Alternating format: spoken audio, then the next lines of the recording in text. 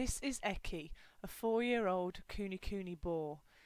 I don't believe that his tusks have ever been cut, so this is the growth that has resulted from birth. At around 2 years old, you will start to notice that the tusks are prominent. At this point, they can become quite dangerous as they are razor sharp, so they're a danger to you and also to the other pigs around them. Eki has twice been caught in a fence due to the length of his tusks. We don't have a commercial bought crush, so we simply made a crush by using a small gate and attaching 2 6-foot hurdles to it using baling string. The ends were left open so that the boar could walk into it, and then they were closed behind him and tied to form a V shape. This is a pig snare. It is very similar to the one that Chris Impey used in the video. If you lower the handle, the loop of wire at the bottom opens out. If you raise the handle, the wire at the bottom becomes tighter and tightens around the boar's nose.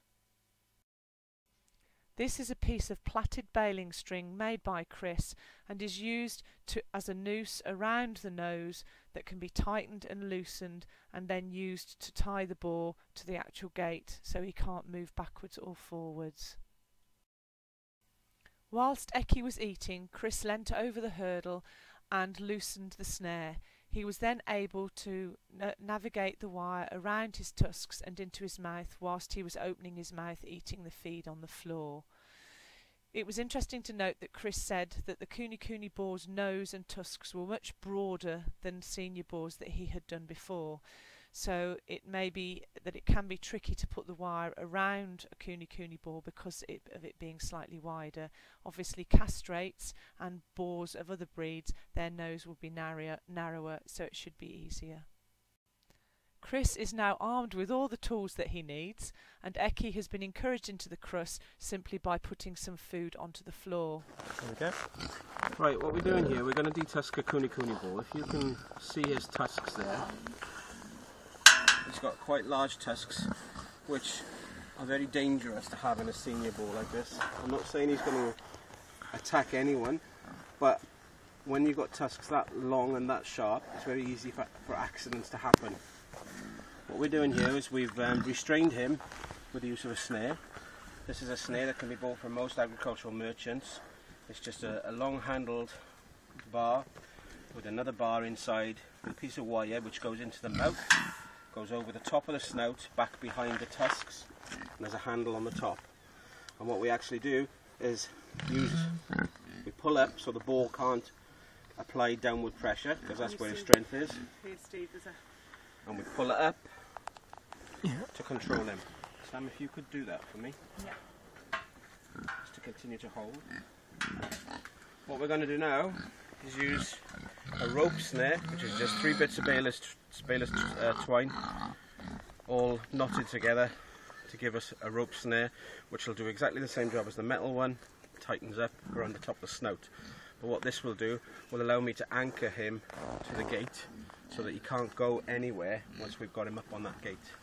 And therefore it'll be much simpler. So what I'm going to do is put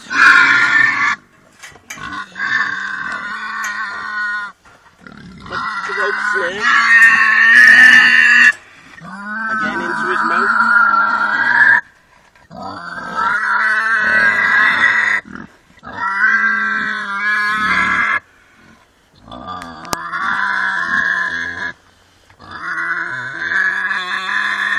Behind his front teeth, can you see?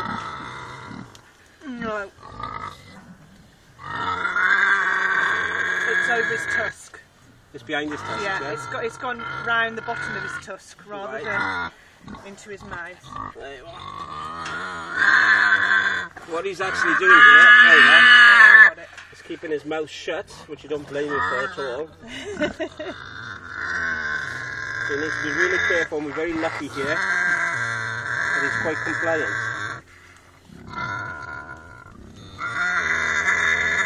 So the rope should be behind the tusks, is that right? Yeah. What you may need to do in this position is sometimes have a bit of brush handle, which what you can do is actually put into his mouth to open it up a little. To open it up. Yeah. Because the tusks are on the top jaw, are they? Right. Sam, can you just hold that as well? And what we're going to do now is just shove him forward. What we have here now, you can see the boar is now restrained. He's quite comfortable. He's not in any distress. The sound next door is causing more of a hassle than he is. You can see these tusks. This tusk here is really long, really sharp. That point, because tusks are self-sharpening, they rub against each other, that tusk will actually be as sharp as a razor and can go into your skin and just pierce it and rip right the way through it. So what we're actually going to do is get the cheese wire, which I'll show you now, and take that down as tight as we can and take the top of that tusk off. Cheese wire. Sam, do you want to do it then? Well, I will. I'm going to need some instructions. Gary, if you come, Gary. What we need to be doing, Sam, really, is to get over the top of the gate. Over the top of the gate? To go from that side. Okay.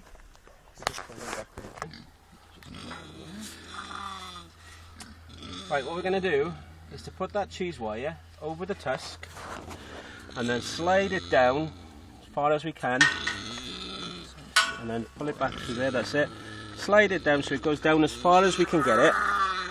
Without damaging the gum? That's it. Is that fine? To be honest, Steve, if it may catch the gum a little bit, it doesn't really hurt them. So if you cheese wire it there, it's going to be as close as you can get, I think, in these circumstances. So if you just, all you do now is just pull it back and forth. There you go. Whoops, my little gripper thing gone. That thing With the two teeth, you need to bring it back. Watch it. Watch your fingers, yeah. That's it. Sometimes what we do is put a brush in there and then just prise it open. in the same position? Yeah. Nice and gently. Don't let the wire do the cutting. That's it.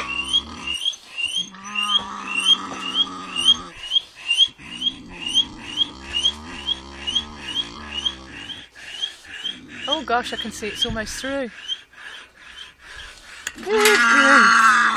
And there you go. God, incredible. Right, what we're going to do now, normally we wouldn't have to actually, you can see there, look, there's the tusk that's come out. Wow. Look how pointed and how sharp that is. Get that in your leg, you're soon going to know about it. What we're actually going to do now, usually we wouldn't have to do the top tusks as well, but because the bottom ones that cause the damage, but seeing as that top tusk is a bit sharp and it's quite pronounced, we're going to take the top of that off as well. So exactly the same process, back behind there, and just cut him through once more. Straight through there? Yeah, that's it. Exactly the same process. I'll just take it out. You...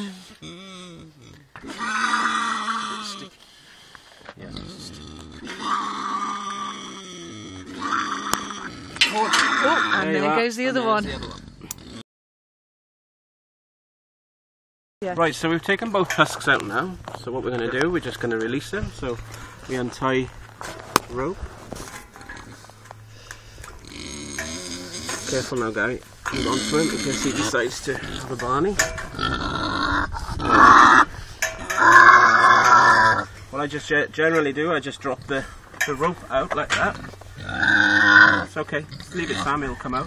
And now all you do with a snare, you push on there, the wire goes forward, and then I just leave it drop. And there you go. He's looking for his food. They're both out. And he just carries on eating. Not bad. Well, I can see he's deeply upset by that process. More traumatic It's for the brilliant. people. More traumatic for the people.